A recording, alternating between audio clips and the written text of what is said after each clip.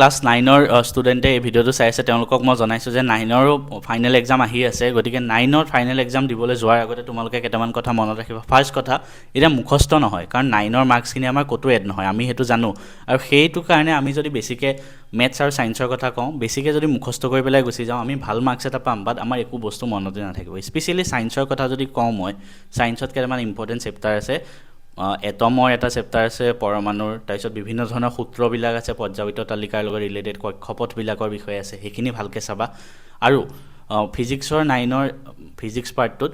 এটা গতি পাঠ আছে মোশ্যন বুলি এটা ৱৰ্ক এনাৰ্জি পাৱাৰ আছে আৰু এটা আছে গ্ৰেভিটেশ্যনেল এনাৰ্জি মাধ্যাকৰ্ষণ শক্তি এই পাঠকেইটা তোমালোকে ভালকৈ পঢ়িবা 9ৰ ছায়েন্সত কিয় জানানে এইখিনি বুজিলেহে ক্লাছ 10ৰ বিজ্ঞানখিনি ভালকৈ বুজিবা এতিয়া যদি মুখস্থ কৰি গুচি যাওঁ আমি কি কৰোঁ কুৱেশ্যন এনচাৰখিনি পাঠৰ মুখস্থ কৰি পৰীক্ষাত ভাল নম্বৰ এটা লৈ ল'ম 9ত কিন্তু 9ৰ মাৰ্কছ তোমাৰ লাইফত ক'তো কামত নাহে মেট্ৰিকৰখিনি এটলিষ্ট কামত আহিলেও 9ৰ নাহে তো বুজি পেলাই যাবা কাৰণ মই যিকেইটা ফিজিক্সৰ চেপ্টাৰ ক'লোঁ সেইকেইটা তোমালোকৰ ক্লাছ 11ত ইউজ হ'ব এতিয়া যদি নাজানা ক্লাছ 11ত একো মাথা মুণ্ড বুজি নাপাবা চিমিলাৰলি মই যিকেইটা কেমেষ্ট্ৰি পাৰ্টৰ কথা ক'লোঁ এটমছ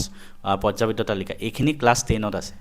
ইয়াৰ ওপৰখিনি তো এতিয়া বুজি নগ'লে ক্লাছ 10ত একো নোৱাৰিবা চিমিলাৰলি মেথছৰ প্ৰত্যেকটো চেপ্টাৰ বুজি কৰিবা কাৰণ ইয়াতকৈ অকণমান এডভান্স লেভেলখিনি মেথছত আছে আমাৰ ক্লাছ 10ৰ মেথছ এণ্ড ছায়েন্স কোৰ্চ আছে তাত মই 9ৰখিনি পঢ়াইহে 10ৰখিনি পঢ়াইছোঁ কাৰণ কোনো স্কুল বা কোনো টিচাৰে সেনেকুৱা নকৰে